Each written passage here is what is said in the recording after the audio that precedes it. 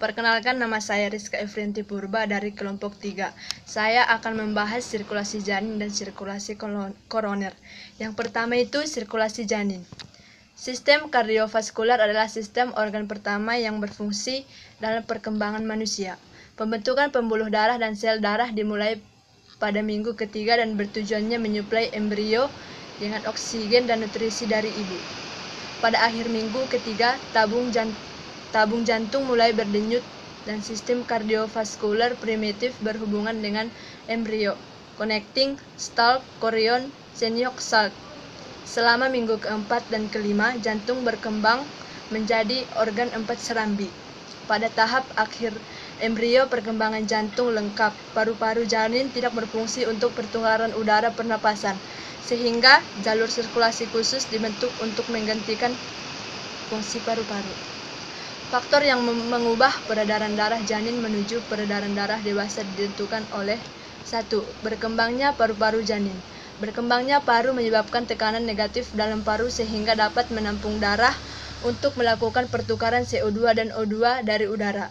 Dengan demikian, ductus arteriosus Bothalli tidak berfungsi dan akan mengalami obliterasi. Yang kedua, terputusnya hubungan peredaran darah antara ibu dan janin dengan dipotongnya tali pusat. Pemotongan tali pusat sebaiknya dilakukan setelah bayi menangis dengan nyaring atau tali pusat berhenti berdenyut karena dapat menambah darah dari plasenta sekitar 50 ml sampai 75 ml yang sangat berarti bagi pertumbuhan bayi. 1. Vena umbilicalis. Vena ini berasal dari tali pusat sampai bagian bawah hati dan membawa darah yang kaya oksigen dan nutrisi. Vena ini mempunyai satu cabang yang menghubungkan dengan vena porta dan menyuplai hati. Yang kedua, ductus venosus.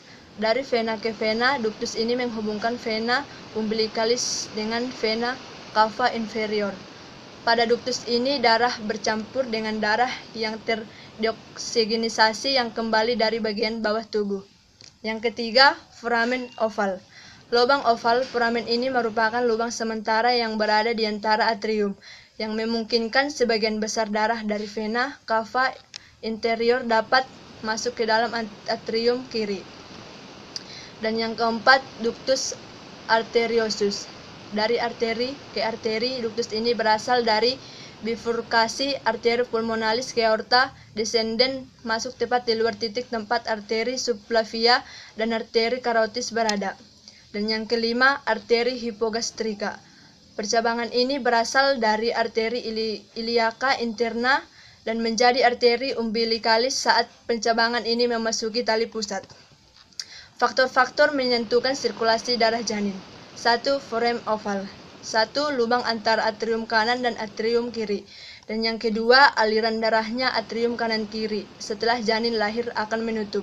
Dan yang kedua, ductus arteriosus Bothalli, yang terdapat bagiannya 1. Pembuluh yang menghubungkan arteri pulmonalis dengan aorta, dan yang kedua menutup setelah lahir. Yang ketiga, ductus venosus Aranti, yang terbagi 1. Pembuluh yang berada dalam hepar menuju vena cava inferior, dan yang kedua menutup setelah lahir. Yang keempat, vena umbilicalis, berjumlah 2 buah, membawa zat makanan dan O2 dari sirkulasi darah ibu ke peredaran darah janin.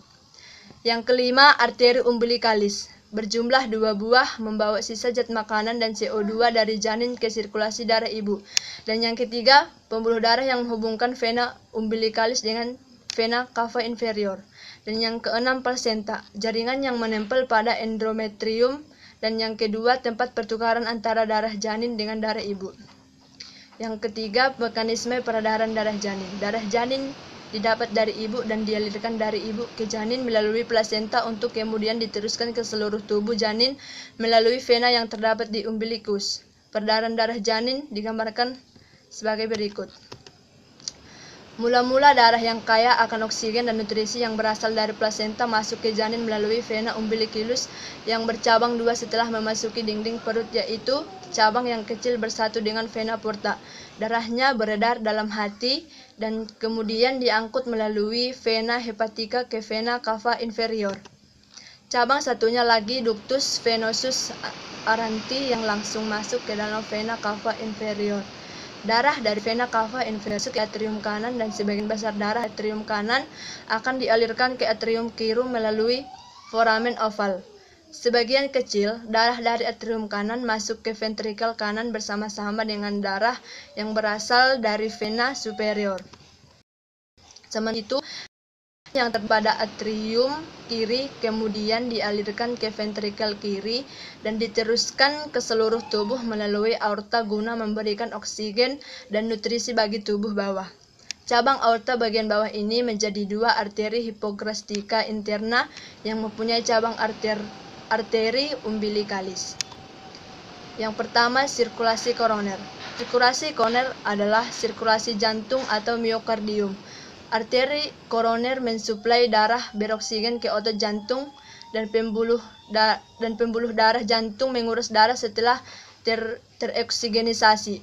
Karena bagian tubuh lainnya dan terutama otak membutuhkan suplai darah beroksigen yang stabil yang bebas dari semua kecuali gangguan sekecil apapun. Jantung harus berfungsi terus-menerus. Oleh karena itu, peredaran sangat penting tidak hanya untuk jaringan sendiri, tetapi untuk seluruh tubuh dan bahkan tingkat kesadaran otak dari waktu ke waktu. Struktur koroner. Arteri koroner memasuk darah ke miokardium dan komponen jantung lainnya. Dua arteri koroner berasal dari sisi kiri jantung di awal atau akar aorta. Tepat setelah aorta keluar dari ventrikel kiri, ada 3 sinus aorta atau dilatasi di dinding aorta tepat di atas katup semilunar aorta. 2 diantaranya sinus aorta posterior kiri dan sinus aorta anterior masing-masing menimbulkan arteri koroner kiri dan kanan.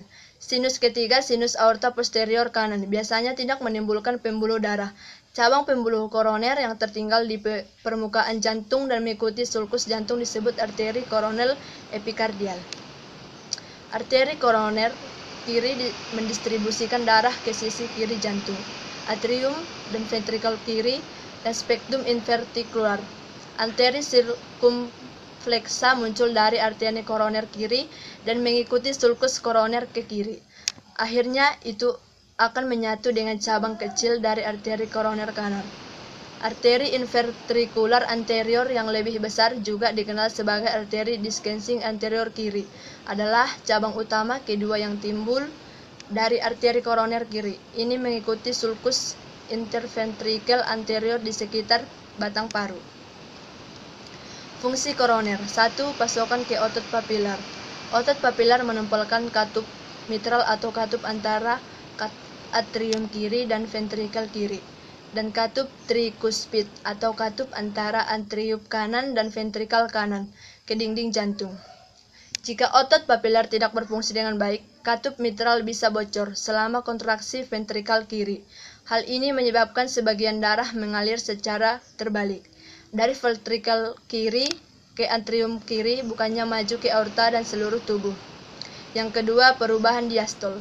Selama kontraksi miokardium atau sistol, pembuluh koroner subendokard atau pembuluh yang memasuki miokardium tertekan karena tekanan ventrikel yang tinggi.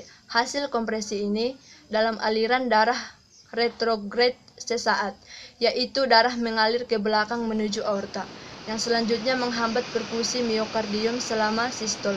Aliran tidak pernah mencapai nol di arteri koroner kanan, karena tekanan ventrikel kanan kurang dari tekanan. Dan yang ketiga, perubahan kebutuhan oksigen. Jantung mengatur jumlah vasodilatasi atau vasokonstriksi arteri koroner berdasarkan kebutuhan oksigen jantung. Ini berkontribusi pada kesulitan mengisi arteri koroner. Kompresi tetap sama. Kegagalan pengiriman oksigen yang disebabkan oleh penurunan aliran darah di depan peningkatan kebutuhan oksigen jantung mengakibatkan iskemia jaringan, suatu kondisi kekurangan oksigen. Anatomi koroner. 1. Vena jantung. Pembuluh darah yang mengeluarkan darah terdioksigenisasi dari otot jantung dikenal sebagai pembuluh darah jantung. Ini termasuk vena jantung besar, vena jantung tengah, vena jantung kecil, vena jantung terkecil, dan vena jantung anterior. Vena jantung membawa darah dengan tingkat oksigen yang buruk dari miokardium ke atrium kanan. Arteri koroner.